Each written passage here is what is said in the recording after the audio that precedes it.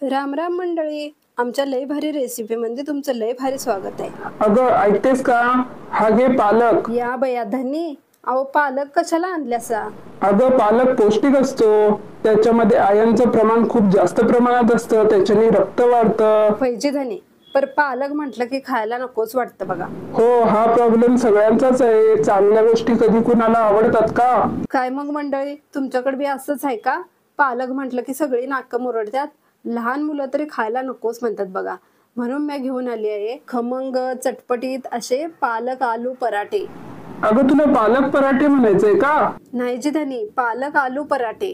म्हणजे काय होतंय, नुसतंच पालक पराठे बनवलं का नाही तर ते बी खायला नको वाटतात. म्हणून मी आज घेऊन आले पालक आलू पराठे. हे जर तुम्ही एकदा बनवलात का नाही तर मुलंच काय मोठी माणसं सुद्धा परत परत बनवायला सांगतील बघा. चला तर मग बघूया कसे बनवायचे हे खमंग चटपटीत पालक आलू पराठे. तर मंडळी, इथं मी पालकची भाजी साफ करून धुवून चिरून घेतली. ती आता एका मिक्सरच्या भांड्यामध्ये घालते. जेवढी बसेल एवढी घातली. 5-6 लसूण पाकळ्या, थोडासा 1 इंच आल्याचा तुकडा, 4 मिरच्या घातल्या आणि हे आता बारीक असं मिक्सरला वाटून घ्यायचं. जर लागत असेल तर पाणी पण घालायचं आणि ह्याची चांगली पेस्ट बनवायची. आता इथं घेतलं मी गव्हाचं पीठ.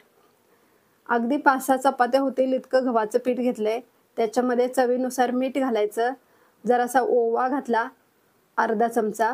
तो हातावर असा क्रश करून घालायचा आणि त्याच्यामध्ये ही पालकची प्युरी घालायची आणि आता हे व्यवस्थित असं मिक्स करून घ्यायचं. आता ह्या प्युरीमध्येच का नाही आपण हे पीठ मळणार आहे. कसं आहे मंडळी, पालक जर का शिजवून घेतला का नाही तर त्याचे जीवनसत्व कमी होतात ती.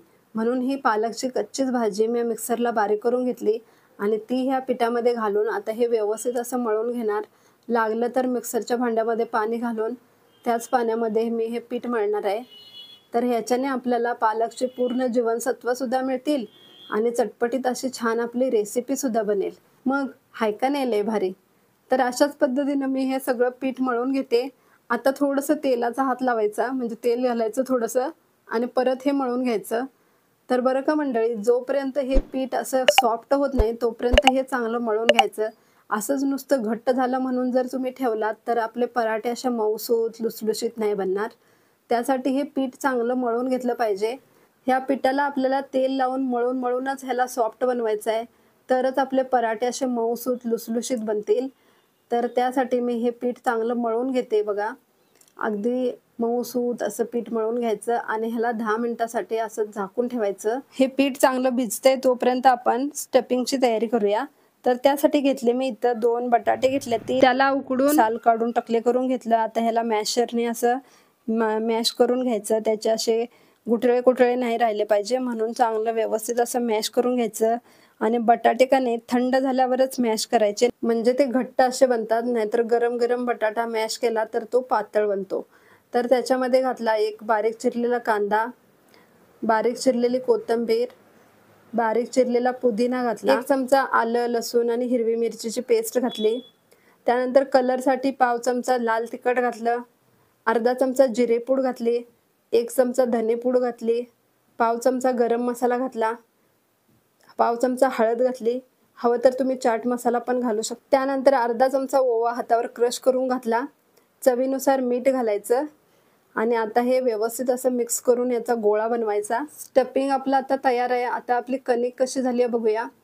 तर आता ही कणिक खूप छान अशी सॉफ्ट झाली आहे. परत एकदा थोडीशी मळून घ्यायची आणि आता ह्याचे छोटे छोटे असे गोळे करायचे. बघा आपण चपातीला करतो तशा पद्धतीनं थोडासा एक पीठ घेऊन त्याचा एक गोळा बनवला. त्याच्या चपाती पद्धतीनंच आपण थोडंसं लाटून घ्यायचं. हे लाटताना मध्ये थोडंसं जाड राहिलं पाहिजे आणि कडेनं पातळ झालं पाहिजे. अशा पद्धतीनं लाटून घ्यायचं, अगदी आपण चपाती करतो तसं. आणि आता ह्याच्यामध्ये आपण 1-1.5 चमचा होईल इतकं स्टफिंग घालायचं. तुम्हाला जर जास्त हवं असेल तर जास्त घाला, पण जर स्टफिंग असं चटपटीत असेल तर जास्त घालायची गरज नाही. आणि ज्या कडा आहेत त्या कडेंना पाणी लावून घ्यायचं, कारण आपण हे सगळं लाटोपर्यंत आपली चपाती सुकलेली असते. आणि बघा अशा पद्धतीने हे फोल्ड करायचं. दोन्ही बाजू एकमेकावर अशी आली पाहिजे, म्हणजे ती व्यवस्थित चिकटून बसते. अशा पद्धतीनं हे चिकटवून घ्यायचं. पाणी लावल्यामुळं अगदी छान चिकटते. आमच्याकडे सूर्यदेव असे सकाळी सकाळी येतात किचनमध्ये, त्यामुळे हे लवकर सुकतं. मी परत पाणी लावते म्हणजे हे व्यवस्थित चिकटलं जाईल. तर असं चिकटवून घ्यायचं आणि आपण जे चिकटवलंय त्याला थोडंसं दाबून घ्यायचं, म्हणजे व्यवस्थित सगळं चिकटून बसतं. अगदी तुम्ही नवखे असाल, तुमचे पराठे व्यवस्थित बनत नसतील, तर तुम्ही जर या पद्धतीनं बनवले तर तुमचे पराठे अगदी परफेक्ट बनणार. शिवाय ते फुगून असे टुमटुमीत सुद्धा होणार. फक्त हे लाटताना अगदी हलक्या हाताने लाटायचं, काठ पण जास्त जाड नाही झाले पाहिजे. तर अशाच पद्धतीनं आता हा पराठा आपला लाटून रेडी झालेला आहे. इकडे आपण तवा सुद्धा तापवून घेतलाय. तर तव्याला अगोदरच थोडंसं तूप लावून घ्यायचं, त्याच्यामध्ये हा पराठा चांगला शेकून घ्यायचा. तर गॅसचा फ्लेम अगदी मध्यम ठेवायची, जास्त बारीक किंवा जास्त हाय नाही ठेवायची. आता तूप लावून दोन्ही बाजूने हा पराठा छान असा शेकून घ्यायचा. ह्याच्यामध्ये का नाही पालकची प्युरी घातल्यामुळे लगेच हा लाल पडतो, म्हणून साठी मध्यम गॅसवरती भाजायचा. बघा मंडळी, फुगला का नाही टोमटोमेत? अर हवा गेली. असो काही हरकत नाही. आता याला दोन्ही बाजून अगदी खरपूस असं भाजून घ्यायचं, सोनेरी रंग येईपर्यंत या बाजून खालच्या भाजायचं आहे बघा. तर अजून थोडासा भाजून घेते. आता हा खाण्यासाठी रेडी झाला पालकचा पराठा. दिसायला सुद्धा किती सुंदर दिसतो का नाही? तर अशाच पद्धतीने मी दुसरा सुद्धा पराठा बनवून घेते. तर बघा, आता चपातीसारखं थोडंसं लाटून घ्यायचं.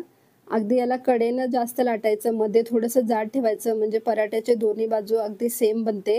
ह्याच्यामध्ये स्टफिंग भरायचं, त्यानंतर कडेला असं ते पाणी लावून घ्यायचं, ओलं करून घ्यायचं आणि मग ते फोल्ड करायचं एकमेकावर. अशी चौकोनी याची घडी करायची आणि ही घडी थोडीशी दाबून घ्यायची, म्हणजे व्यवस्थित अशी चिकटते. आणि याला पीठ लावून छान असं लाटून घ्यायचं. जास्त पातळ नाही, जास्त जाड नाही, अशाच पद्धतीनं ह्याला लाटायचं. आणि त्यानंतर आपल्याला हे बघा, कडेनंच जास्त लाटायचं, म्हणजे कडा जाड नाही झाल्या पाहिजेत. तिथं जास्त कणिक असते, मध्ये स्टफिंग असतं, त्यामुळे काठ जाड ठेवायचे नाहीत. तर आता हा पराठा असा भाजून घ्यायचा दोन्ही बाजूनी. तुमच्याकडे जर बटर अवेलेबल असेल तर तुम्ही याला बटर लावून सुद्धा भाजू शकता. हा सुद्धा पराठा आपला कसा फुगतो बघा टुमटुमीत. तर बघा कसा फुगलाय. अरे वा. तर काय असतं मंडळी, असेच पराठे किंवा चपात्या जर आपल्या फुगल्या ना तर त्या मऊ आणि लुसलुशीत बनतात. तर बघा, आता खाण्यासाठी रेडी झाले आपले पराठे. हे आता तुम्ही चटणी सोबत, टोमॅटो केचप सोबत किंवा लोणच्या सोबत सुद्धा खाऊ शकता. माझ्याकडे हे 4 प्रकारचे लोणचे आहेत. तर याच्यातलं पहिलं आहे हे माईन मुळ्याचं लोणचं. हे लोणचं कसं बनवायचं याचा व्हिडिओ ऑलरेडी मी टाकलेला आहे, त्याची लिंक मी डिस्क्रिप्शन बॉक्समध्ये देत आहे. दुसरं आहे हे आंब्याचं लोणचं. हे आंब्याचं लोणचं गेल्या वर्षीचं आहे, तर याचा सुद्धा मी व्हिडिओ टाकलेला आहे, त्याची सुद्धा लिंक मी डिस्क्रिप्शन बॉक्समध्ये देत आहे. हा तिसरं आहे हे आवळ्याचं लोणचं. तर हे गावरान आवळ्याचं लोणचं आहे, याचा काही व्हिडिओ मी बनवलेला नाही. आणि चौथं आहे हे चटपटीत खट्टा मिठा असं लिंबूचं लोणचं, गोड तिखट आंबट असं लिंबूचं लोणचं. तुम्हाला माहिती आहे का, हे लोणचं खाताना अगदी काला खट्टा खाल्ल्यासारखं वाटतं. तर याचाही व्हिडिओ मी बनवलेला नाही, पुढच्या वेळेस नक्की बनवेन. तर असे आपले पालक आलू पराठे 4 लोणच्या सोबत खाण्यासाठी रेडी झालेत. धनी, अहो कुठे आहे तुम्ही? पालक पराठे रेडी झाले ते बघा. अरे वा, झाले का पराठे तयार? बघू बरं. अरे, हे तर चौकोनी दिसतात, पण छान वाटतात बरं. आणि टेस्टला बघू बरं कसे झाले. फैजी धोनी, तुम्ही टेस्ट करा. आणि बरं का मंडळी, तुम्ही पण अशा पद्धतीचे पालक आलू पराठे नक्की करून बघा आणि कसे झाले ते मला कमेंट करून जरूर सांगा. पुन्हा भेटूया नवीन रेसिपी सोबत, नवीन व्हिडिओ घेऊन. तोपर्यंत पौष्टिक खा आणि तंदुरुस्त राहा. आणि व्हिडिओ आवडला असेल तर लाईक आणि कमेंट पण जरूर करा, म्हणजे काय होतंय, खाल्लेलं जरा पचतंय हो. पुन्हा भेटूया नवीन रेसिपी घेऊन. तोपर्यंत राम राम.